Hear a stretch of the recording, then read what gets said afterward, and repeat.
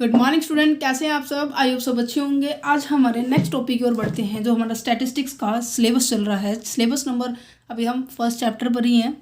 पिछली जो वीडियो हमने डाली थी वो डाली थी हमने चैप्टर नंबर 1 के ऊपर ही डाली थी, जिसके अंदर हमने उसका बेसिक किया था। जो मेन कंटेंट था, जो इसका जो चैप्टर का जो मीनिंग था, स्टैटिस्टिक्स एक्चुअल में होता क्या है, हमने वो कंप्लीट किया था। और साथ में हमने डिस्कस किया था, उसका मीनिंग डिस्कस किया था। और मीनिंग जो दोनों सेंस में बोला हुआ है, प्लूरल सेंस में और हमारा सिंगुलर सेंस में, जैसे भी दोनों मीनिंग में हमारा जो मीनिंग था, हमने उसको कंप्लीट किया था। और आज हम करने वाले हैं हमारे नेक्स्ट टॉपिक के ऊपर, जो कि हमारे पास जो क्या रहते हैं, फंक्शंस, इंपॉर्टेंस एंड लिमिटेशन। इन तीनों को हम क्या करने वाले हैं, आज इस वीडियो के अंदर हम कवर अप करेंगे। ठीक है जी। स्टार्ट करते हैं। बट आपको इस चैप्टर को इस पॉइंट को कराने से पहले, क्योंकि मुझे पता है कि काफ़ी सारे स्टूडेंट ऐसे होंगे जो बिल्कुल नए हैं इस वीडियो के पॉइंट ऑफ व्यू से, और काफ़ी सारे ऐसे होंगे जो बिल्कुल जो पुराने वाले स्टूडेंट हैं, जिन्होंने पुरानी वीडियो देखी है। तो दोनों के लिए ही, अगर पुराने हैं तो उनका रिवीजन हो जाएगा। मैं थोड़ा सा रिपीट कर देती हूँ। अगर कोई नया है तो उसके लिए भी हेल्पफुल रहेगा। कहीं आपको पीछे वाला वीडियो अगर देखना है तो बिल्कुल कंसेप्ट से के साथ क्लियर होगा। पर अभी मैं क्या है, थोड़ा थोड़ा की पॉइंट्स की पॉइंट्स की ओर हम देखेंगे कि एक्चुअल में क्या क्या था इसमें। ठीक है, देखो हमने बोला स्टैटिस्टिक्स होता है। स्टैटिस्टिक्स का मतलब हमने जाना था। स्टैटिस्टिक्स का मतलब होता है जब भी कोई चीज़ को हम जब भी किसी डाटा को हम न्यूमेरिक फॉर्म में, किस फॉर्म में, न्यूमेरिक फॉर्म में रिप्रेजेंट करते हैं, उसे हम स्टैटिस्टिक्स कहते हैं। स्टैटिस्टिक्स के अंदर केवल और केवल न्यूमेरिक डाटा को ही इंक्लूड किया जाता है। न्यूमेरिक डाटा का मतलब क्या है, हम केवल क्वांटिटेटिव रिजल्ट, क्वांटिटेटिव आउटकम्स को देखते हैं। क्योंकि आपको पता है दो तरह के आउटकम्स होते हैं, क्वालिटेटिव एंड क्वांटिटेटिव। रीजन मैंने पिछली वीडियो के अंदर बताया था। अभी फिलहाल हम की पॉइंट्स डिस्कस कर रहे हैं। ठीक है, तो न्यूमेरिक डाटा को इंक्लूड करता है, क्वांटिटेटिव होता है, और जितने भी डाटा होगा आपका, जो न्यूमेरिक डाटा होगा वो क्या होगा, होमोजीनियस नेचर का होगा। होमोजीनियस नेचर का मतलब क्या है कि वो एक जैसे नेचर का होगा। ठीक है, क्योंकि आपको ही पता है ये भी दो तरह की होती है, heterogeneous and there is a homogeneous. ये दो तरह से होते हैं। इन दोनों को क्या करना, इन दोनों में से हमें किसको, कौन से तरह के नेचर को लेना है, होमोजीनियस, मतलब कि जो केवल एक तरह के नेचर को कंसीडर करके चलता है। ठीक है, और इसके अंदर एक और बात क्या थी कि ये एग्रीगेट फैक्ट को लेके चलते हैं। क्या, एग्रीगेट फैक्ट को लेकर चलते हैं। एग्रीगेट फैक्ट का मतलब क्या है कि एक इंडिविजुअल, एक अकेले डाटा को ये डिस्कस नहीं कर सकता, कंपैरिजन नहीं कर सकता। क्योंकि एग्रीगेट होगा तभी आप उसको क्या कर सकते हो, कंपैरिजेट कर सकते हो। कंपैरेबल मतलब कि अगर कोई दो डाटा है ना, उनके डाटा के जैसे काफ़ी सारे, जैसे मैं बोलूँ कि आप डेली कितने घंटे स्टडी करते हैं। मैंने एक स्टूडेंट ने बोला कि मैं जैसे कि मंडे को मैम 3 घंटे स्टडी करता हूँ, ट्यूसडे को मैंने किया था 3 घंटे ही स्टडी किया था, वेडनेसडे को मैंने 2 ही घंटे स्टडी किया है, और Monday, Tuesday, Wednesday, Thursday, Friday, Saturday, Sunday, इस दिन मैंने बिल्कुल भी नहीं की। इस दिन मैंने फिर 4 घंटे आवर्स पढ़ाई की, और इस दिन मैंने 2 घंटे, इस दिन मैंने फिर दोबारा से नहीं की। तो मैं आपसे पूछ रही हूँ कि आप कितने घंटे पढ़ते हैं, तो आप एवरेज बताओगे ना, या आप एक एक चीज़ को बताओगे, है ना। तो आप एवरेज बताएं। मान लीजिए ये इसका एवरेज क्या निकलेगा, एवरेज अभी हम पढ़ेंगे इन स्टैटिस्टिक्स के अंदर ही कैसे निकालते हैं एवरेज हम, इन सभी का टोटल अपोन में नंबर ऑफ है। अब ये 7 है तो 3 और 3 6, 7, 8, 8 और 4 12, 12 और 2 14। दैट मीन्स आप ये मुझे ये कहेंगे कि मैम हम अप्रोक्स 2 घंटे डेली पढ़ते हैं, है ना। आप ये तो नहीं कहोगे कि मैम मैंने मंडे को इतना दिन पढ़ा था, मैम ये मैंने ये। अब जब मैं एक एक बच्चे से ये पूछ रही हूँ तो प्रॉपर ऐसे बताओगे ना कि मैं 2 घंटे डेली पढ़ता हूँ अप्रोक्स, है ना। अगर ये काफ़ी सारे बच्चों का डाटा है मेरे पास, तो मैं उनको क्या कर सकती हूँ, स्टडी कर सकती हूँ। एग्रीगेट का मतलब होता है सारे मिलाकर। ठीक है, दूसरी बात इसके अंदर और क्या थी कि यहाँ पर ये हो गया है हमारा न्यूमेरिक डाटा को लेकर चलता है, और हमारे फर्स्ट नंबर पे ये, second, third, fourth and fifth, ये 5-6 बातें इंपॉर्टेंट है, जो कि ये 5-6 ही बातें इनकी क्या बनेगी, लिमिटेशन बनेगी। इसलिए मैं आपको थोड़ा सा एक्सप्लेन कर रही हूँ पहले ही। 5वीं बात क्या कह रहे हैं, जो स्टैटिस्टिक्स के अंदर जब भी हम एनालिसिस करते हैं ना, हमने कल पढ़ा था कि पहले डाटा को कलेक्ट करते हैं, समराइज करते हैं, फिर उसको हम टैबुलेशन फॉर्म में करते हैं, फिर देन उसको एनालिसिस करते हैं, देन उसको इंटरप्रिटेट करते हैं। डाटा कलेक्ट करने से लेके एंड कंक्लूजन तक पहुंचने के लिए हम काफ़ी सारे प्रोसेस करते हैं। इस कंक्लूजन पर पहुंच मतलब कि फाइनल डिसीजन तक आने से पहले हम क्या करते हैं, एनालिसिस करते हैं। एनालिसिस का मतलब होता है कि हम काफ़ी सारे मेथड्स का यूज़ करके ये देखते हैं कि कौन सा क्या ये जो डाटा हम कलेक्ट किया है ये सही है या नहीं है, ये हमारी रिसर्च में हेल्पफुल होगा या नहीं होगा। तो एनालिसिस में क्या होता है, काफ़ी सारे मेथड्स को यूज़ किया जाता है, काफ़ी सारे मेथड्स को यूज़ किया जाता है। और ये मेथड क्या होते हैं, कई बार टिपिकल भी होते हैं, कई बार हमारे क्या होते हैं, ईजी भी होते हैं। ठीक है, डिफ़िकल्ट्स भी होते हैं और कई बार इजी भी होते हैं। इसलिए कहते हैं कि ये जो मेथड्स होंगे ना एक्सपर्ट्स के द्वारा ही यूज़ किए जाएंगे। नॉर्मल पर्सन इसको यूज़ नहीं कर पाएगा, एक्सपर्ट्स के द्वारा ही। एक्सपर्ट्स के पास क्या होगी, नॉलेज होगी। ठीक है, तो ये हमने स्टैटिस्टिक्स के बारे में पढ़ा था कि ये न्यूमेरिक, क्वांटिटेटिव, होमोजीनियस नेचर का होता है, एग्रीगेट फैक्ट के ऊपर बात करता है, और साथ में मेथड्स इसके अंदर काफ़ी सारे हैं, जैसे कि एवरेज निकालना, mean, mode, median, regression, correlations, Karl Pearson, binomial distributions, ये सभी। ठीक है, इनका हम यूज़ करते हैं। अब मैं अभी आपको ये कह दूं कि बाइनोमियल डिस्ट्रीब्यूशन की हेल्प से आपको एक डाटा दे दूं, क्या आप निकाल पाओगे? जब तक मैं आपको नहीं सिखाऊंगी, आपको उसको अंदर एक्सपर्ट नहीं करूंगी, तब तक आप भी नहीं निकाल पाओगे। नॉर्मल सी बात है ना। तो यही बात इसके अंदर होती है। जो आपका स्टैटिस्टिक्स है वो काफ़ी सारे मेथड्स, काफ़ी सारी एक्सपर्टीज़ के ऊपर डिपेंड करता है, क्योंकि इसकी ये साइंस भी है और आर्ट भी है। साइंस इसलिए है क्योंकि इसके अंदर रूल रेगुलेशंस होते हैं, रूल एंड रेगुलेशंस होते हैं। आर्ट ये होते हैं कि इस डाटा को किस तरह से रिप्रेजेंट कर रहे हो, टैबुलर फॉर्म में, ग्राफिक्स के फॉर्म में, ठीक है, या फिर चार्ट के फॉर्म में, आप किस तरह से इसको रिप्रेजेंट कर रहे हो, ये एक तरह से आर्ट के फॉर्म में आ जाएगा। ठीक है जी। अब हम इसके पॉइंट्स पे पढ़ते हैं, क्योंकि अब ये देखो आपको मेन जो माइंड के अंदर क्लियर हो गया होगा कि इसका मतलब क्या था स्टैटिस्टिक्स का। अब हम फटाफट इसके functions and limitation and importance को पढ़ते हैं, देन चैप्टर हो जाएगा फिनिश। देखो क्या लिखा हुआ है कि फंक्शन के अंदर सबसे पहले it express the fact in a number. ये क्या करता है, जो फैक्ट होते हैं ना, जितने भी आपके पास जो डाटा होता है वो नंबर में रिप्रेजेंट करते हैं। विदाउट नंबर ये बात तक नहीं करता। ठीक है, तो ये पहली ही डेफिनेशन क्या थी, स्टैटिस्टिक्स हमेशा क्या है, न्यूमेरिकल फॉर्म में होता है। न्यूमेरिकल फॉर्म मतलब कि 1% इंक्रीज हुआ है, 2% डाटा इंक्रीज हुआ है, राइट। जैसे कि इसके अंदर मैं आपको एग्जांपल देती हूँ, ये अगर मैं ये कहूँ कि 2017 के अंदर, 2021 के अंदर हमारे हरियाणा का प्रोडक्शन जो है, एग्रीकल्चर का जो प्रोडक्शन है वो 30% था। ठीक है, और 2022 के अंदर हमने देखा ये 70% है। ठीक है, अब मैं पूछूं कि कौन सा साल अच्छा है, तो आप फटाफट मुझे आंसर दे दोगे ना कि ये मैम 2022 का अच्छा है। क्यों, आपने कैसे दिया, इसको कंपेयर किया। कंपेयर कैसे कर पाए कि ये 2021 के अंदर 30 और ये 70, इसको कंपेयर किया कि आपने देखा कि ये इसके 40% बढ़ गया है ना, 40% इसमें बढ़कर आया है। तो ये इस तरह से जब भी कोई न्यूमेरिकल डाटा होगा ना, तो आप उसको इजीली कंपेयर कर सकते हो, इसलिए ये एग्रीगेट फॉर्म में होता है।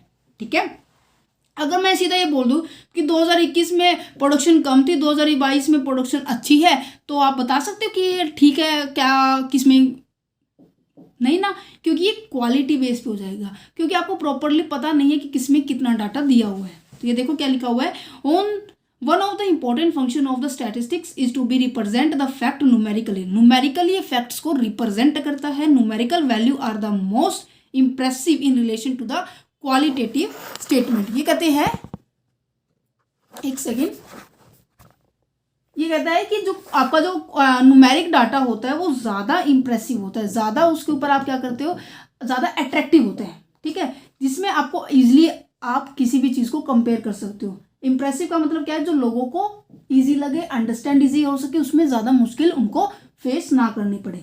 इसमें आपको एग्जाम्पल यही दे रखा है। अगर मैं ये कहूँ कि wheat in Haryana was more in the 2017 in relation to the 2016, ये कह रहा है कि 2017 के अंदर व्हीट जो प्रोडक्शन था हरियाणा के अंदर वो ज़्यादा था किसके कंपैरिजन में, 2016 के।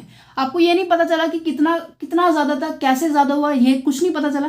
बट अगर मैं ये कहूँ कि 25.1 मिलियन जो टन है 2017 में हुआ था, 2016 के अंदर 20.3 मिलियन हुआ है, तो आप इसको इजिली कंपेरिजन कर सकते हैं, है ना। तो कंपैरिजन करके जो डिफरेंस आएगा ना वो न्यूमेरिकल डाटा रिप्रेजेंट करेगा और उसकी हेल्प से हम कंपेयर अच्छे से कर पाएंगे। तो ये इसका पहला फंक्शन हुआ कि ये क्या करता है, न्यूमेरिक डाटा को न्यूमेरिक फैक्ट्स के अंदर अपने इंफॉर्मेशन को रिप्रेजेंट करता है। देखो नेक्स्ट पॉइंट क्या कह रहा है, नेक्स्ट पॉइंट क्या है कि simplify the complex fact. Complex fact को क्या कर देता है, सिंप्लीफाई कर देता है। अब देखो एग्जाम्पल है, एक तरफ ले लीजिए व्हीट, ठीक है, एक तरफ ले लीजिए राइस, एक तरफ ले लीजिए और कुछ से वेजिटेबल, ठीक है।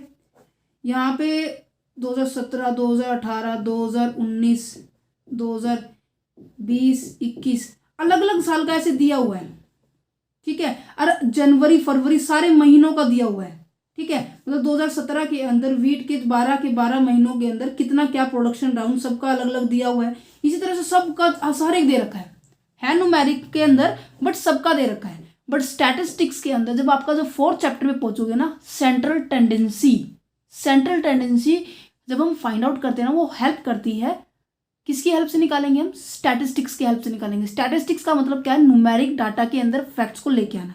अब ये है तो न्यूमेरिक में कि इसका 17 टन था जून में, 18 टन फरवरी में हुआ, 19 टन उसका हुआ, ठीक है, ये न्यूमेरिक के अंदर है। बट स्पेशल अलग अलग इंडिविजुअल की बात कर रहे हैं, बट स्टैटिस्टिक्स को ग्रुप की बात करते हैं। तो हम क्या करेंगे, सारे को मिला देंगे, इस तरह से फॉर्म में रिप्रेजेंट होगी। इतने सारे डब्बे नहीं बनेंगे, हम केवल 2 से 3 डब्बे बना देंगे, ठीक है।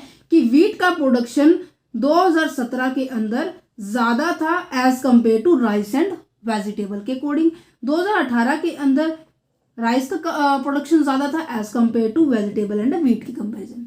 तो न्यूमेरिक डाटा के अंदर क्या करते हैं, आपको इस तरह से डाटा को रिप्रेजेंट करते हैं जिससे क्या है, आप इजिली ग्राफ भी प्लॉट कर सकते हो, पाई चार्ट भी बना सकते हो कि 20% हमारा इसमें गया, 40% हमारा इसमें गया, 10% हमारा, इस तरह से आप रिप्रेजेंट इजिली कर पाओगे, ठीक है। तो क्या कह रहा है कि जो स्टैटिस्टिक्स है वो फैक्ट को रिप्रेजेंट करता है, किसमें, कंडेंस्ड फॉर्म में रिप्रेजेंट करता है, मतलब कि एक इकट्ठा करके बता देता है कि है क्या एक्चुअल में। और क्या कहते हैं, data is a simplify and presented in such a way so that they are easily understandable. आप उसको आसानी से समझ पाएंगे। एक सेकेंड में इसको थोड़ा सा ऐसे कर लेती हूँ, ठीक है, अब दिखाई दे रहा है, आप उसको इजिली समझ पाएंगे। वो इस तरह से डाटा को रिप्रेजेंट करते हैं। नेक्स्ट पॉइंट आता है, provide the comparative study of facts. हमें कंपेरेटिव स्टडी भी कर सकते हैं, हम कंपैरिजन कर सकते हैं। अब मैंने आपको यहाँ पे ये दिखाया कि 2021 के अंदर इतना %, 2022 के अंदर इतना %, आप कंपेयर करके बता पाए ना कि किसमें सही है किसमें कम है ना। तो ये जो स्टैटिस्टिक्स है कंपैरिजन करने में भी हमें हेल्प प्रोवाइड करता है। नेक्स्ट पॉइंट कहता है कि helpful in a forecasting. Forecasting का मतलब होता है फ्यूचर के बारे में सोचना, ठीक है। क्या बोला मैंने, फ्यूचर के बारे में सोचना। फ्यूचर के बारे में कैसे सोच पाएंगे, कोई बता सकता है मुझे। भी हम फोरकास्टिंग करते हैं, फोरकास्टिंग हमेशा आपके पास्ट और प्रेजेंट की डाटा के बेस के ऊपर होते हैं, ठीक है। आपका पास्ट में कितना क्या कुछ हुआ है और प्रेजेंट में एक्चुअल में क्या चल रहा है। अब मैं एग्जांपल दूं, कोविड-19 जो पैंडेमिक सिचुएशन आई थी उसके अंदर क्या था कि जैसे कि पहले जैसे मिठाई की दुकान का एग्जांपल है, क्योंकि मुझे खुद उसका एक्सपीरियंस है। जब कोविड के आने से पहले 2020 के आने से पहले, जब 2019-18 के अंदर हमने देखा कि दिवाली आने से पहले हम 1000 टन क्या करते थे, प्रोडक्शन करते थे मिठाइयों का, उसमें सारी मिठाई इंक्लूड हो गया, ठीक है। बट कोविड आया, उस साल हमने बिल्कुल ही कम, मतलब इसका 30वां हिस्सा, 30% हिस्सा, मतलब कि 300 टन ही प्रोड्यूस किया, ठीक है, 300 टन प्रोड्यूस किया। पैंडेमिक सिचुएशन चली गई, देन हमने क्या किया, 700 टन प्रोड्यूस किया। जब इस 2022 की जो दिवाली आई थी तो हमने क्या देखा कि पहले हमारा प्रोडक्शन 1000 होता था, फिर पैंडेमिक सिचुएशन आने के कारण हमारा जो प्रोडक्शन है एकदम से कम होगा क्योंकि लोग बाहर का सामान खाना बंद कर गए थे। ठीक है जी, फिर उसके बाद क्या है कि हमने 700 टन प्रोड्यूस किया 2021 के अंदर। अब 2022 के अंदर हमने देखा कि इस सिचुएशन को देखते हुए हमें इसके आसपास अराउंड 1000 और 700 के बीच में ही बनाना चाहिए, उससे ज़्यादा नहीं बनाना चाहिए। तो मैंने फोरकास्ट किया, फ्यूचर के इवेंट्स के बारे में सोचा। तो स्टैटिस्टिक्स भी हमें न्यूमेरिकल डाटा बताती है कि जैसे को मेरे पास न्यूमेरिकल डाटा है, इससे मैं अनुमान लगा सकती हूँ कि इतने % हमें इस बार बनाना चाहिए, इस बार नहीं बनाना चाहिए। ठीक है, तो ये फोरकास्ट करने में भी हेल्पफुल होती है। तो फोरकास्टिंग का मतलब क्या होता है? फ्यूचर के बारे में सोचना, प्रिडिक्शन करना, फ्यूचर के बारे में प्रिडिक्शन करना, अनुमान लगाना। Very helpful for the formulating the suitable policy and plan. हमने पॉलिसी बनाई है, बिजनेस के अंदर पॉलिसीज, प्लान, रूल, रेगुलेशन ये सब बनते हैं। मैंने आपको हलवाई की दुकान का बनाया, उसके अंदर भी ये प्लान ही था कि हम इस बार 900 टन ही बनाएंगे या फिर 800 टन बनाएंगे। ठीक है, these are the method in the statistics which can predict the trend value. Statistics की हेल्प से हमें ट्रेंड वैल्यू के बारे में भी पता चल जाता है कि एट प्रेजेंट कौन सी मिठाई ज़्यादा लोग खरीदते हैं। नॉर्मल सी बात है, जो सफ़ेद रसगुल्ले होते हैं और गुलाब जामुन होते हैं वो हमेशा ट्रेंड में चलते हैं। बाकी जैसे कि चमचम हुआ, येलो वाली मिठाई होती है, येलो रसगुल्ले होते हैं, और जो करेला होता है ना जिसके अंदर लंबे गुलाब जामुन के बीच में कट करके वो भरते हैं ना, मावे का मटेरियल, उसको करेला बोलते हैं। उनकी जो डिमांड है वो कम है as compare to rasgulla, simple rasgulla और गुलाब जामुन का। तो इसके ट्रेंड के बारे में बताती हैं। ट्रेंड मतलब कि मार्केट में एट प्रेजेंट चल क्या रहा है। ठीक है जी, estimate the original data of the future by using the extrapolation. मतलब कि हम अपने फ्यूचर के बारे में एस्टिमेट करना शुरू कर देते हैं ओरिजिनल डाटा की हेल्प से, जो हमारे पास ऑलरेडी अवेलेबल है। ठीक है, helpful in a formation of the policy. यही बात दोबारा से आ रही है कि जब हमारे पास पिछला डाटा है, पिछला एक्सपीरियंस है, तो हम पॉलिसी इजिली बना सकते हैं, इजिली प्लान कर सकते हैं। Study relationship between the different facts. Different facts के ऊपर आप क्या कर सकते हो? रिलेशनशिप बना सकते हो। रिलेशनशिप जब भी क्रिएट होगा, क्योंकि मैंने आपको इस डेफिनेशन में समझाया था relation of the each other, जो हमने किया था, statistics are the numeric statement of fact in any department of enquiry placed in the relation of the each other. यहाँ पे मैंने बताया था रिलेशन तब बनेगा जब होमोजीनियस नेचर होगा। होमोजीनियस नेचर का मतलब क्या है कि देखो, अब मेरे पास व्हीट है, राइस है, वेजिटेबल है, ये अपने आप में एक अलग अलग स्ट्रीम है। ठीक है, बट अगर मैं व्हीट का ही डाटे को कंपैरिजन करूं, 2017 का, 18 का, 19 का, इन्हीं को कंपेयर करूं, तो ये होमोजीनियस है। ठीक है जी, अगर मैं व्हीट का राइस के साथ कंपैरिजन करूं कि कौन 2017 के अंदर अच्छा था, तो वो आ जाएगा हमारा अलग सेक्टर। ठीक है, पहले आपको क्या करना पड़ेगा, पर्टिकुलर फॉर्म में एक ही की निकालनी पड़ेगी, फिर हम दूसरे से कंपैरिजन कर सकते हैं। ठीक है, तो कहते हैं कि रिलेशनशिप बताता है किसमें किसमें कितना गैप है। ठीक है, we can study the relationship between the two और मोर वेरिएबल्स जैसे कि व्हीट, राइस, जैसे भी जिसका एग्जांपल रहता है। अब अगर मार्केट में आपका क्लॉथ का प्रोडक्शन है, गारमेंट्स की दुकान है, तो आप ये देखोगे कि जीन्स ज़्यादा बिक रही है, शर्ट ज़्यादा बिक रही है, चिल्ड्रंस की बिक रही है, जेंट्स की बिक रही है, फीमेल्स की बिक रही है। किस डिपार्टमेंट की, किस लेवल के, किस जेंडर की प्रोडक्ट ज़्यादा बिक रही है, उसके हिसाब से हमें इंफॉर्मेशन मिल जाती है। ठीक है, तो ये कहते हैं कि कॉरिलेशंस, पार्शियल डिस्ट्रीब्यूशंस होते हैं, कॉरिलेशंस, मल्टीपल रिग्रेशन, ये सभी टेक्निक्स इनको कंपैरिजन करने का, वो हम आगे स्टडी करेंगे। ठीक है, नहीं ये कहते हैं, नेक्स्ट पॉइंट कहता है कि statistics enlarge individual experience and knowledge. जो इंडिविजुअल की जो एक्सपीरियंस होते हैं, जो नॉलेज होते हैं, उसको एक बड़े लेवल तक लेके चला जा सकता है। ठीक है, क्योंकि जो स्टैटिस्टिक्स की हेल्प से जो इंडिविजुअल की जो नॉलेज है ना, वो इंक्रीज होती चली जाती है, क्योंकि वो हर बार कोई ना कोई एक्सपेरिमेंट करता रहता है, हर बार किसी ना किसी के साथ किसी की कंपैरिजन करता रहता है, जिसको थ्रू आपको एक डिफाइन फॉर्म में एक डाटा मिल जाता है। जैसे कि मैंने ये देखा कि हमारे यहाँ पर 1000 टन पहले मिठाई प्रोड्यूस हुई, फिर 300 हुई, फिर 700 हुई। मैं इस चीज़ को ऑब्जर्व कर रही हूँ, कारण साथ में ढूंढ रही हूँ, साथ में ये भी ढूंढ रही हूँ कि इसका सोल्यूशन क्या हो सकता है। तो मेरी मेरे जो फादर है, मेरे जो ग्रैंडफादर है, वो इस चीज़ को एनालिसिस कर रहे हैं। उनकी नॉलेज एक पर्टिकुलर फॉर्म में इंक्रीज हो रही है एक पर्टिकुलर फील्ड के अंदर।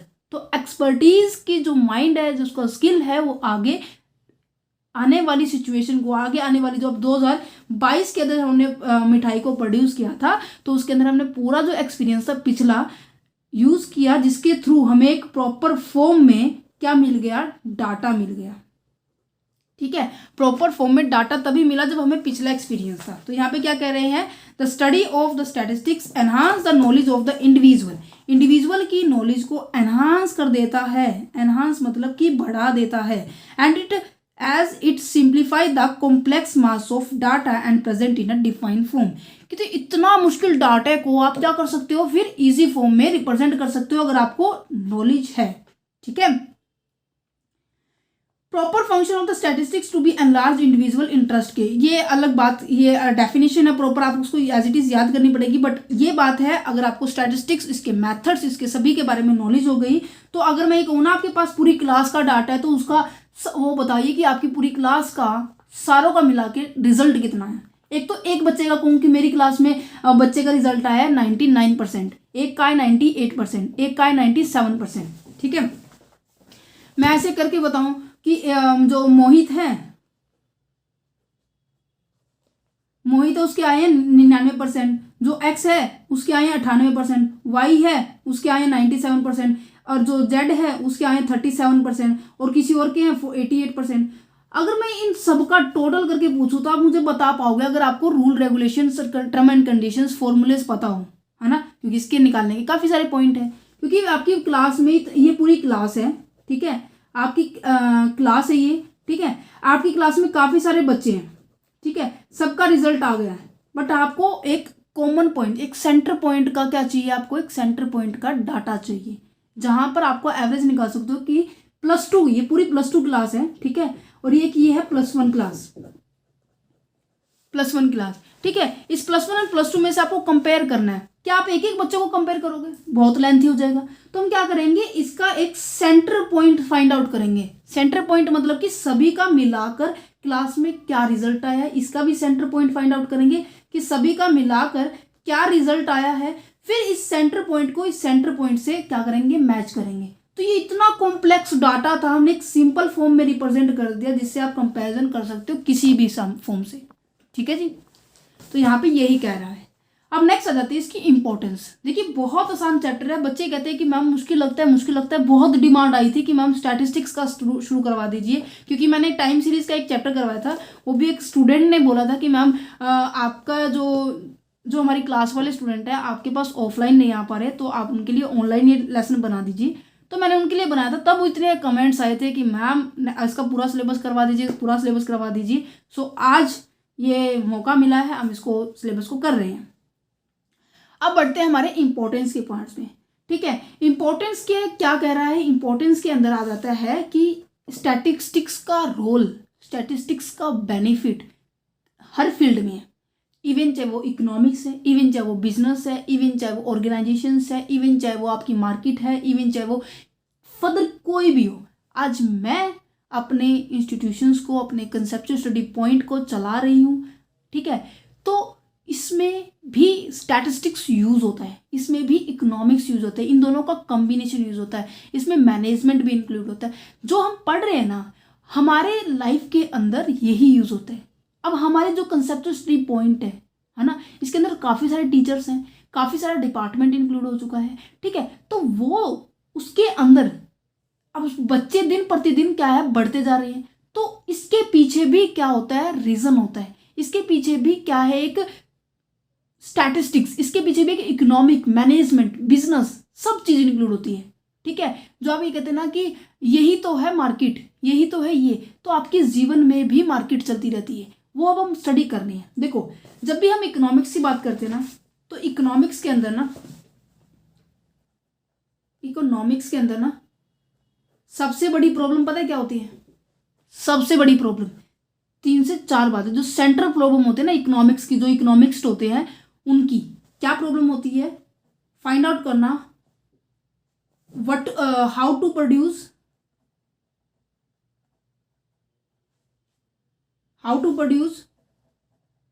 what to produce, whom to be produce, and जो हमारी जो इकोनॉमिक ग्रोथ होती है उसको कैसे मेंटेन किया जाए। ये 3 से 4 बातें होती है जो उनको बहुत ध्यान में रखनी पड़ती हैं, ठीक है। How to produce, what to produce, whom to produce, ये सभी, वूम टू बी प्रोड्यूस, कौन इसको प्रोड्यूस कर रहा है, किसके लिए प्रोड्यूस हो रहा है, क्या प्रोड्यूस कर रहे हैं, राइट। तो ये जो है ना प्रोड्यूस, क्या बनाए, क्या बनाए, इसके लिए भी हम स्टैटिस्टिक्स यूज करते हैं, क्योंकि जो प्रोड्यूस का मतलब होता है ये सीधा डिपेंड करती है आपकी डिमांड एंड सप्लाई के ऊपर। अगर आपको डिमांड पता लगी ना तो उसके हिसाब से आप सप्लाई कर पाओगे, या फिर सप्लाई पता लगी उसके हिसाब से डिमांड इंक्रीज हो गई, इनके बेस पे क्या है, प्राइस सेट होता है ना। ये इकोनॉमिक्स का पॉइंट है, बट अभी हम थोड़ा सा डिस्कस करेंगे कि इकोनॉमिक्स के अंदर ये सभी प्रॉब्लम होती है।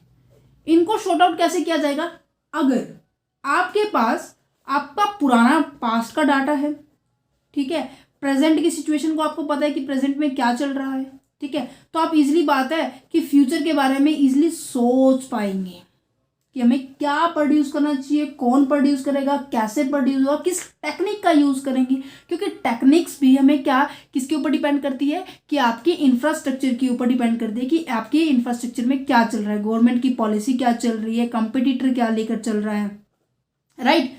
तो ये सभी क्या है, आपके एक्सटर्नल फैक्टर के ऊपर डिपेंड करता है, और ये तभी हमें पता चलेगा कि एक्सटर्नल फैक्टर एक्चुअल में क्या परफॉर्म कर रहे हैं आपके पिछले डाटा के ऊपर, ठीक है। तो स्टैटिस्टिक्स एक न्यूमेरिकल डाटा बताता है कि इस तरह से इतने सालों में ये इंक्रीज हो रहा है, ठीक है। देखो क्या लिखा हुआ है, statistical data and statistical methods are the immense use of in understanding of economic problem. Economic problem के को समझने के लिए हमारे पास जो स्टैटिस्टिक्स जो मेथड होते हैं सबसे ज़्यादा यूज किए जाते हैं। And it's formulation of the economic policy, policy को बनाने में भी कैसे, क्योंकि जो क्वेश्चन होता है ना, जो इकोनॉमिक्स के अंदर जो सबसे बड़ी प्रॉब्लम होती है वो क्या है, what to produce, how to produce, whom to produce are the economic problem, they require use of statistical data.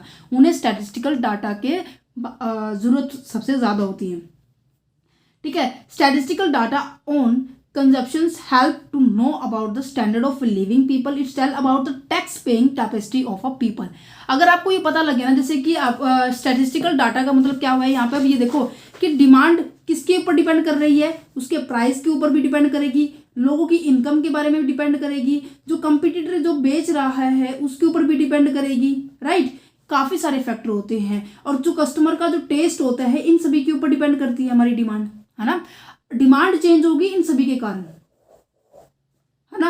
अगर पर्सन की जो इनकम है दिन प्रतिदिन इंक्रीज हो रही है तो वो डाटा भी रिकॉर्ड हो जाएगा। अगर पर्सन की इनकम जो दिन प्रतिदिन घटती जा रही है तो वो डाटा भी रिकॉर्ड हो जाएगा। इस डाटा के हेल्प से हम ये एस्टिमेट लगा सकते हैं कि लोगों की इनकम कितनी चल रही है, और उसके बेस पे हम क्या कर सकते हैं, उसी हिसाब का क्या बना सकते हैं, सामान प्रोड्यूस कर सकते हैं। उसी हिसाब से जो आपकी जो गुड्स है उसको प्रोड्यूस कर सकते हैं, उसी हिसाब से हम क्या कर सकते हैं, सर्विस दे सकते हैं, ठीक है। तो इकोनॉमिक्स के अंदर इस तरह से स्टैटिस्टिक्स यूज करते हैं कि लोगों के बारे में, कंपटीटर के बारे में, इनकम के बारे में, गवर्नमेंट के बारे में, प्राइस के बारे में, सभी के बारे में डाटा अवेलेबल होता है जिसके बेस पे डिमांड बनती है, ठीक है जी। देखो यहाँ पे जो बड़े लेवल की बात की गई है कि computing national income, gross income, balance of trade, balance of payment, यहाँ पे इन बड़े लेवल की मैक्रो इकोनॉमिक्स की बात हो गई है, यहाँ पर इसकी माइक्रो इकोनॉमिक्स की बात होगी। तो बट जो स्टैटिस्टिक्स है दोनों जगह यूज होती है, चाहे वो किसी भी तरह की लेवल हो, ठीक है। नेक्स्ट आता है statistics and the management. Management के अंदर बिजनेस के अंदर कैसे स्टैटिस्टिक्स सहायता प्रोवाइड करता है, कैसे करता है। देखो बिजनेस का मतलब क्या होता है कि आप बिजनेस के अंदर काफी तरह की डीलिंग करते हैं। एक पर्सन ये है, एक दूसरे के साथ ट्रेड करेंगे अपनी अपनी इच्छाओं को पूरा करने के लिए। अगर इसके पास रॉ मटेरियल है, इसके पास मशीन है, तो ये से रॉ मटेरियल देगा, ये मशीन से बनाकर इसको फिनिश गुड्स प्रोवाइड कर देगा, फिर ये आगे बेच देगा। बिजनेस यही होता है। तो कह रहे हैं कि statistic is being use more and more in a decision making process. Statistic is use in a field of the production, purchase, sale, finance, personal accounting, costing, quality control etcetera.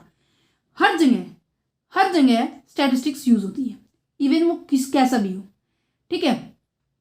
क्योंकि ये सारी जगह ना क्वांटिटेटिव डाटा यूज होता है, quantitative data होता है सब जगह, पास्ट प्रेजेंट सबका, ठीक है। अगर आपको ये पता है ना तो आप इजीली एनालिसिस कर सकते हो।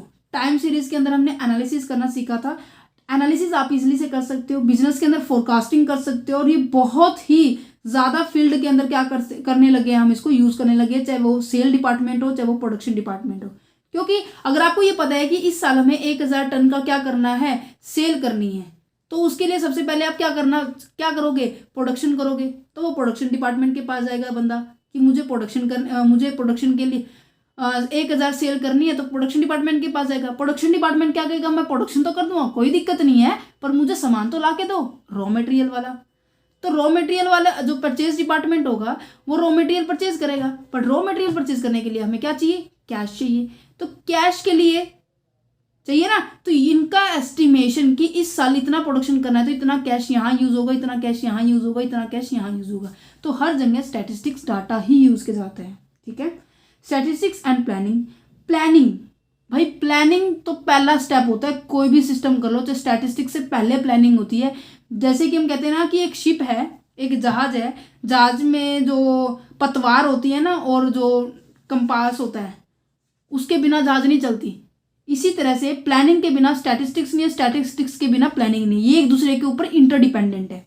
ठीक है, तो इसलिए कहते हैं कि जो प्लानिंग अगर करनी है ना तो बिना स्टैटिस्टिक्स के नहीं होगी, बिना न्यूमेरिकल डाटा, बिना किसी और फर्दर इंफॉर्मेशन के नहीं होगी। क्योंकि स्टैटिस्टिक्स के अंदर हमारे पास डाटा ही होता है। डाटा क्या होता है कि आपके पास जो भी इंफॉर्मेशन, जो भी चीज कलेक्ट हो जाए वो डाटा ही होता है। जो आपके रिसर्च में, जो आपके काम में प्रयोग होने वाली चीजें होती है ना, जो वो क्वालिटी के फॉर्म में हो चाहे क्वांटिटी के फॉर्म में हो, तो वो सारी की सारी चीजें क्या होती है, डाटा होती है। और बिना स्टैटिस्टिक्स के प्लानिंग हम मेजर नहीं कर सकते। तो यहाँ लिखी क्या हुआ है, ship without rudder and the compass. जैसे कि शिप बिना पतवार और बिना डायरेक्शन के शिप नहीं चल सकती, इसी तरह से बिना स्टैटिस्टिक्स के हम प्लानिंग भी नहीं कर सकते। ठीक है, स्टैटिस्टिक्स यूनिवर्सल होती है, ये तो आपको पता ही है, बट इसका ड्रॉबैक भी बनेगा, आप आगे देखना। इसकी लिमिटेशन पढ़ते हैं। लिमिटेशन में अंदर क्या है कि statistics deal with quantitative aspect of a phenomena and ignore the qualitative aspect. मैंने आपको स्टार्टिंग में ही, वीडियो के स्टार्ट होने से पहले ही मैंने आपको बताया था कि इसकी 5 फीचर हैं, ये 5 ही इसकी लिमिटेशन बनने वाली है, 5 इसकी लिमिटेशन बनने वाली। पहली लिमिटेशन बन गई है कि जो स्टैटिस्टिक्स है ना केवल न्यूमेरिक डाटा को लेकर चलता है। न्यूमेरिक डाटा को हम क्वांटिटेटिव डाटा कहते हैं, और जो क्वांटिटेटिव डाटा को ही लेकर चलेगी, क्वालिटी को नहीं लेकर चलेगी। Quality is totally ignore, like data honesty, intelligency, deafness, blindness, इन सभी को टोटली वो इग्नोर करता है। वो केवल मात्रात्मक, जिसको हम काउंट कर सकते हैं, 1 2 3%, 5%, 6% ऐसे बच्चे इंक्रीज हो रहे हैं, तो ये क्या है, क्वालिटी के बेस पे, क्वांटिटी के बेस पे। नेक्स्ट कहते हैं कि deal with the aggregate and note the individual measurement. ये कहते हैं कि ये देखो, ये मैंने आपको 4th फीचर बताई थी इसकी, ये एग्रीगेट फैक्ट के ऊपर बात करता है, इंडिविजुअल का कोई काम नहीं है, वो इकट्ठे अकेले व्यक्ति को नहीं देखेगा। मैम ने क्या करा है, पूरी ओवरऑल क्लास के बारे में बात कर रहे हैं, एग्रीगेट फैक्ट के बारे में बात करेगा, वो इंडिविजुअल के बारे में कभी भी बात नहीं करेगा। अगर आपको ये कंसेप्ट अगर समझ नहीं आ रहा है ना, तो प्लीज़ पहली वीडियो देख लेना, क्योंकि उसके अंदर मैंने पूरा खोल के, क्योंकि मैंने पूरी 35 से 36 मिनट के अंदर मैंने पूरा कंसेप्ट ही समझाया था, उसके अंदर हमने एक एक चीज पढ़ी थी। नेक्स्ट बात कर रहे हैं कि statistical result are true only on average. पता है क्या कह रहा है, जो स्टैटिस्टिक्स का जो हम रिजल्ट निकालते हैं ना, जो डाटा का जो रिजल्ट होता है ना, वो केवल और केवल एवरेज में ट्रू होते हैं। एवरेज में ट्रू, वो यूनिवर्सल ट्रू नहीं होते, क्योंकि इसको आगे भी टेस्ट किए जाते हैं। आपको पता होगा स्टैटिस्टिक हमारी 2 तरह से होती है, एक हमारी डिस्क्रिप्टिव स्टैटिस्टिक होती है, एक हमारी इन्फ्रेंस स्टैटिस्टिक होती है। इसके लिए मैंने स्पेशल नोट्स बनाए थे, क्योंकि ये आपके सिलेबस के थोड़ा सा आउट ऑफ है, बट फिर भी आपको थोड़ा सा इन्फॉर्मेशन होनी चाहिए प्रॉपर एक पॉइंट को समझने के लिए। ठीक है, अब देखो डिस्क्रिप्टिव स्टैटिस्टिक्स और जो इन्फ्रेंस स्टैटिस्टिक्स क्या होती है। डिस्क्रिप्टिव में क्या करते हो, आप डाटा को कलेक्ट करते हो, उसको प्रॉपर फॉर्म में, एक डाटा कलेक्ट किया उसे एक ऐसे चार्ट में रिप्रेजेंट कर देते हो, ये इन्फॉर्मेशन है ऐसे ऐसे। ठीक है, बट ये जो इन्फॉर्मेशन है ये ठीक है या नहीं है, इसको फिर टेस्ट किया जाता है। ठीक है, इसको टेस्ट किया जाता है। आपके सिलेबस में ये टेस्ट नहीं है, जैसे कि T test, U test, Z test, F test, H test, ये सभी तरह के टेस्ट होते हैं। बट हाँ, आप ये समझ लीजिए कि आपने टेस्ट दे दिया है, ठीक है, आपने डाटा जो याद किया था वो आपने रिप्रेजेंट कर दिया है। अब इस टेस्ट को चेक करेगी आपकी मैडम, टीचर, सर है, जो भी है। अगर ये टेस्ट बिल्कुल ठीक है तो रिपोर्ट ओके, अगर टेस्ट ठीक नहीं है तो नॉट ओके। दैट मीन्स ये फाइनल है, फाइनल रिजल्ट है। इस फाइनल रिजल्ट को क्लियर करने के लिए, जानने के लिए, इस कंक्लूजन को जानने के लिए हम टेस्ट करते हैं। टेस्ट को हम इन्फ्रेंस कहते हैं। इसीलिए जो डिस्क्रिप्टिव स्टैटिस्टिक होता है वो क्या है, केवल और केवल डाटा कलेक्शन तक ही डिपेंड है, डाटा कलेक्शन तक ही सीमित है, ठीक है। उसके बाद जो टेस्ट होते हैं ना वो डिफाइन करते हैं कि ये जो डाटा है आपका यूनिवर्सल है। यूनिवर्सल का मतलब कि सभी जगह अप्लाई हो सकता है या नहीं हो सकता, ठीक है। तो क्लियर हो गया पॉइंट। नेक्स्ट पॉइंट कहते हैं कि statistical result give wrong information if they had study without reference. बिना रेफरेंस के अगर करेंगे तो ये हमेशा रिजल्ट गलत ही शो करेगा। नॉर्मल सी बात है, बिना रेफरेंस के तो कोई भी, रेफरेंस के बिना तो कोई भी डाटा ठीक नहीं होता। नेक्स्ट पॉइंट आता है स्टैटिस्टिक्स में B use only by the expert. मैंने आपको पहले ही बताया था, जो भी मेथड्स होती हैं, रूल रेगुलेशंस हमेशा एक्सपर्ट्स के द्वारा यूज किए जाते हैं, क्योंकि उन्हें प्रॉपर नॉलेज होती है, ठीक है। अब मैंने आपको बोला था कि मैं अगर आपको बाइनोमियल डिस्ट्रीब्यूशन अगर मैं आपको सोल्व करने के लिए बोल दूं कि ये जो डाटा है, आपको डाटा दिया हुआ है, इसका बाइनोमियल डिस्ट्रीब्यूशन निकालना है, क्या आप निकाल पाओगे? बिल्कुल नहीं निकाल पाओगे, क्योंकि आप उस चीज़ में एक्सपर्ट ही नहीं हो। तो कह रहे हैं कि statistics involve the use of the scientific method. Scientific method का यूज करते हैं क्योंकि साइंटिफिक मेथड प्रॉपरली प्रूव होते हैं। उन प्रूव करने वालों को ही पता होता है कि इसमें क्या क्या खिचड़ी पकड़ दी है ना। चलो यहाँ देखते हैं, this method can be use only by the expert. Expert के द्वारा कर सकते हैं who are fully convergent with the methodology of a statistics. For instance group knowledge is the measure by the median while भी individual knowledge is measure by using of the coefficient of a variation. मतलब काफ़ी सारे methods होते हैं, उन method को प्रयोग करने के लिए एक प्रॉपर पैटर्न होता है, जो पैटर्न केवल साइंटिफिक पर्सन ही, साइंटिस्ट ही जानते हैं, जिन्होंने ये प्रॉपर मेथड को डेवलप किया है, ठीक है। तो ये एक्सपर्ट के द्वारा ही क्या किया जाएगा, इसको यूज किया जाएगा। नेक्स्ट इसका जो लिमिट जो डीमेरिट क्या है, यूनिफॉर्म एंड होमोजीनियस को ही चेकआउट करेगा। आगे फीचर, सारी फीचर्स इंक्लूड हो गई है। मैंने बताया था कि इसके अंदर जो मेथड्स होते हैं, एग्रीगेट फैक्ट्स को, होमोजीनियस, क्वांटिटेटिव, न्यूमेरिक डाटा को, और जो यूनिवर्सल एप्लीकेबल नहीं है, ठीक है। नेक्स्ट पॉइंट आता है statistic is means and not a solution of a problem. पता है क्या कह रहा है, जो स्टैटिस्टिक्स है ना वो एक, कहते हैं ना कि आपको आपकी टीचर, अब लॉकडाउन के अंदर क्या है, टीचर्स ऑनलाइन पढ़ा रही थी, किसी के घर में इंटरनेट की प्रॉब्लम थी, ठीक है, किसी के घर में फ़ोन की प्रॉब्लम थी, अगर किसी के घर में दोनों थी तो उनके घर में रेंज नहीं आ रही थी, तो जिसके कारण सिलेबस नहीं हो रहा था। रात को उनके घर रेंज आ रही थी, तो हमने क्या किया था, हमारा जो चैनल है कंसेप्चुअल स्टडी पॉइंट, हमने लॉकडाउन के दौरान ही शुरू किया था कि बच्चों को इस तरह की प्रॉब्लम ना है। जब हम ऑनलाइन पढ़ा रहे हैं, मतलब कि जूम ऐप पे पढ़ा रहे हैं, तो कोई दिक्कत आ रही है, काफ़ी सारे बच्चों को दिक्कत आई थी। बट जब हमने यूट्यूब पर वीडियो डालनी शुरू की, जब भी उनका नेटवर्क आ रहा है, जब भी किसी को फ़ोन मिल रहा है, तो क्या हो रहा है कि एक सॉल्यूशंस मिल गया कि हाँ, यूट्यूब पर जो वीडियो आ रही है कंसेप्चुअल स्टडी पॉइंट के द्वारा हम उसकी यूज़ कर सकते हैं। तो स्टैटिस्टिक्स भी एक साधन है, साधन है ये, ठीक है, समाधान नहीं है, ठीक है। समाधान और साधन में फर्क है। स्टैटिस्टिक्स क्या है, एक ओनली मीन है, साधन है, not a solution of the problem. Problem का सॉल्यूशन नहीं है। इसके थ्रू हम क्या कर सकते हैं, अपने जो रिस्क को थोड़ा कम कर सकते हैं एज कंपेयर टू उसको बिल्कुल ये कहें कि नहीं स्टैटिस्टिक्स का यूज करके हम तो अपने लॉस को होने ही नहीं देंगे, होने नहीं देंगे में फ़र्क है, और उसको कम कर सकते हैं हमारे लॉस को, तो उसमें फ़र्क है। तो स्टैटिस्टिक्स एक तरह से मीन है, not a solution of a problem, ठीक है। डिस्ट्रस्ट की बात की जाए, डिस्ट्रस्ट इसका लास्ट और फाइनल पॉइंट है। क्या है डिस्ट्रस्ट, कि जो डिस्ट्रस्ट काफ़ी बार क्या है, जैसे कि हम कहते हैं कि ना हमारा तो विश्वास उठ गया, हमारा तो जो कॉन्फिडेंस है वो ही चला गया। एक कंपनी के हमने शेयर खरीदे थे, कंपनी डूबती चली गई, मेरा तो मन ही नहीं करा उस कंपनी के अंदर इन्वेस्ट करने के लिए। जैसे कि हम कहते हैं ना कि एक दुकानदार से मैंने बुक ली थी, और उस दुकानदार ने क्या किया कि जो स्टैटिस्टिक्स की बुक 2000 मुझे 22 की चाहिए थी, उसने क्या किया 2022 के ऊपर ऐसे यहाँ पे लिखा होता है, ये बुक कौन से सेशन की है, कहाँ लिखा हुआ है, किसी को दिखाई दे रहा, ये रहा देखो, ये जो बुक है ना 2010 और 2011, 12, 13, 14, 15, 16, 17, 18, ये 18 तक की है।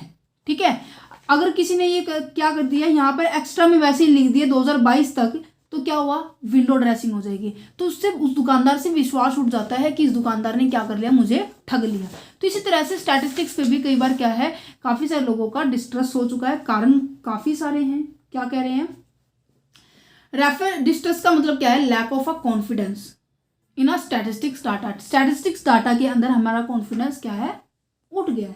कारण काफ़ी सारे हैं। किसी ने डेफिनेशन, काफ़ी सारी डेफिनेशन दे रखी है, प्लूरल सेंस में, जो हमारे सिंगुलर सेंस में दे रखी है।